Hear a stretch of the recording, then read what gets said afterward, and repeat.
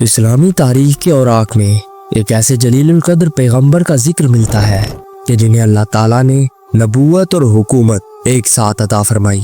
یہ وہ نبی تھے کہ جن کی حکومت نہ صرف انسانوں پر قائم تھی بلکہ پرندوں اور جنات بھی ان کے حکم کے تابع تھے۔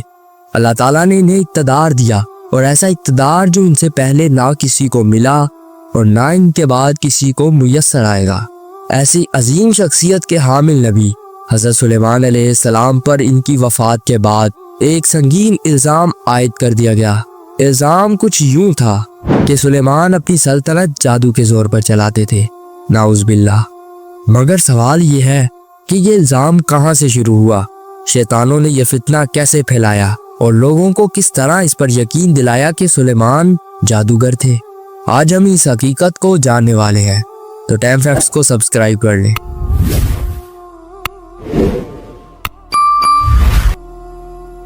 اے میرے رب، مجھے بخش دے اور مجھے ایسی سلطنت عطا فرما جو میرے بعد کسی کو نصیب نہ ہو، بے شک تو بڑا عطا فرمانے والا ہے۔ سلیمان علیہ السلام کی یہ دعا اللہ تعالیٰ کے حضور قبول فرما لی گئی، اور پھر انہیں ایک ایسی سلطنت عطا کی گئی کہ جس کی وسعتوں کا کوئی اندازہ نہیں۔ ایسی عظیم سلطنت جیسی نہ اس سے پہلے کسی کو ملی اور نہ ان کے بعد کسی کو ملے گی۔ یہ سلطنت صرف انسانوں پر نہیں تھی بلکہ چرند، پرند اور جنات تک ان کے حکم کے تابع تھے۔ ہوا ان کے تخت کو فضا میں لے کر اڑا کرتی تھی، پرندے ان کے لشکر میں شامل ہوا کرتے تھے، اور جنات ان کے محلات، قلعے اور مختلف عظیم عمارات تعمیر کیا کرتے تھے۔ وہ پانی میں غوطہ لگاتے اور قیمتی موتی اور جوہرات نکال لاتے تھے۔ یہ سب کچھ اللہ تعالیٰ کی دی ہوئی طاقت اور اختیار کا نتیجہ تھا۔ حضرت سلیمان علیہ السلام کی حکومت میں عدل و انصاف کی فضا قائم تھی۔ دنیا نے دیکھا کہ ایک نبی کے ہاتھوں اللہ کا عدل کس طرح زمین پر نافذ کیا جاتا ہے، لیکن اسی دوران انسانوں کے لیے ایک آزمائش بھی اتاری گئی۔ اللہ تعالیٰ نے بابل کی سرزمین پر 2 فرشتے ہاروت و ماروت کو بھیجا۔ ان کے ذریعے جادو کا علم لوگوں کے سامنے آیا، مگر وہ کسی کو یہ علم نہیں سکھاتے تھے جب تک وہ ان سے یہ کہنا دیتے تھے کہ ہم تو محض لوگوں کی آزمائش کے لیے اتارے گئے ہیں، سو تم کفر نہ کرو۔ مگر انسانوں میں سے کچھ لوگوں نے جان بوجھ کر گمراہی کا راستہ اختیار کیا۔ انہوں نے جادو سیکھنا شروع کر دیا، اور یہ جادو فائدہ دینے والا تو ہرگز نہیں تھا۔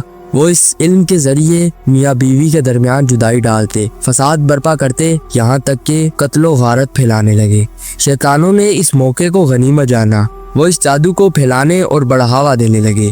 یوں یہ فتنہ عام ہوتا چلا گیا۔ جب حضرت سلیمان علیہ السلام نے اس فتنے کو دیکھا تو اللہ تعالیٰ کے حکم سے اس کا سدباب کیا۔ آپ نے ان تمام کتابوں کو جن میں جادو کے طریقے لکھے تھے، جادو کا علم تھا، اکٹھا کر کے اپنے تخت کے نیچے دفن کر دیا تاکہ کوئی ان تک رسائی حاصل نہ کر سکے اور لوگ اس علم کو اختیار کر کے کفر میں مبتلا نہ ہو جائیں۔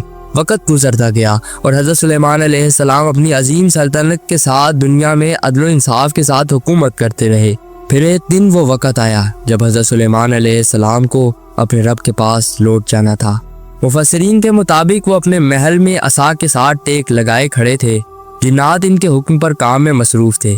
کسی کو یہ خبر تک نہ ہوئی کہ حضرت سلیمان علیہ السلام کی روح کو قبض کر لیا گیا ہے، یہاں تک کہ 1 سال تک جنات اپنے کام میں مصروف رہے اور حضرت سلیمان علیہ السلام اسی طرح لاٹھی پر ٹیک لگائے کھڑے رہے، یہاں تک کہ اللہ تعالیٰ کے حکم سے جب ان کے عصا کو دیمک نے چاٹ لیا تو وہ ٹوٹ گیا اور حضرت سلیمان علیہ السلام کا جسم مبارک زمین پر گر گیا۔ تب جنات کو معلوم ہوا کہ اگر وہ غیب کا علم جانتے ہوتے تو 1 سال کی ذلت و خواری نہ برداشت کرتے، جس طرح کہ قرآن مجید میں ارشاد فرمایا گیا ہے۔ پھر جب ہم نے ان پر موت کا حکم نافذ کیا تو ان کی موت پر انہیں کسی نے آگاہ نہ کیا سوائے زمین کی دیمک کے جو ان کے عصا کو کھا رہی تھی۔ پھر جب وہ گر پڑے تو جنات پر ظاہر ہو گیا کہ اگر وہ غیب جانتے ہوتے تو ذلت کے عذاب میں نہ پڑے رہتے۔ یوں دنیا کی سب سے عظیم سلطنت کے حکمران حضرت سلیمان علیہ السلام اپنے رب کے حضور حاضر ہو گئے۔ حضرت سلیمان علیہ السلام کے بعد ایک ایسا فتنہ برپا ہوا جس نے ان کی پاکیزہ سیرت کو جھوٹے الزام میں لپیٹنے کی کوشش کی۔ حقیقت یہ تھی کہ آپ نے اپنی زندگی میں وہ تمام کتابیں جو جادو اور شیطانی عمل سے بھری ہوئی تھی اپنے تخت کے نیچے دفن کر دی تھی تاکہ لوگ اس فتنے میں مبتلا نہ ہوں۔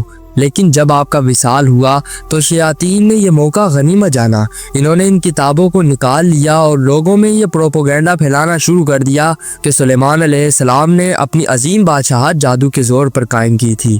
نعوذ باللہ۔ اس فتنے کو کاہنوں اور جادوگروں نے اور بھی بڑھاوا دیا۔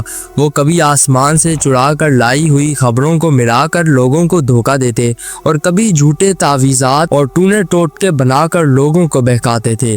یوں یہ تاثر عام ہو گیا کہ سلیمان علیہ السلام جادوگر تھے، حالانکہ وہ اللہ کے برگزیدہ نبی اور عادل حکمران تھے۔ یہ الزام صدیوں تک یہودیوں کے ایک فرقے میں جاری رہا اور یوں ہی دہرایا جاتا رہا، یہاں تک کہ جب اللہ تعالیٰ نے اپنے آخری نبی حضرت محمد صلی اللہ علیہ وآلہ وسلم کو مبعوث فرمایا تو قرآن نے فیصلہ کن اعلان کر دیا کہ سلیمان علیہ السلام پر یہ الزام سراسر جھوٹ ہے۔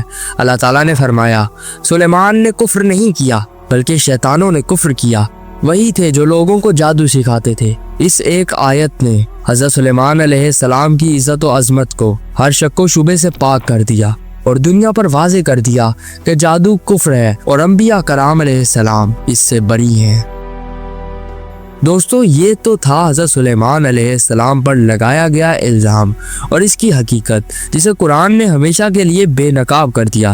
لیکن کہانی یہیں ختم نہیں ہوتی، کیونکہ جنات اور فرشتوں کے درمیان ایک ایسی عظیم جنگ بھی لڑی گئی ہے جس نے کائنات کی تاریخ کو بدل کر رکھ دیا تھا۔ وہ جنگ کیا تھی؟ جنات کو زمین سے کیوں نکال دیا گیا تھا اور فرشتوں نے کس طرح ان پر غلبہ پایا؟ یہ سب ہم آپ کو اپنی پچھلی ویڈیو میں بتا چکے ہیں۔ اگر آپ میں سے کسی نے ابھی تک وہ ویڈیو نہیں دیکھی تو یہ رہا اس کا لنک۔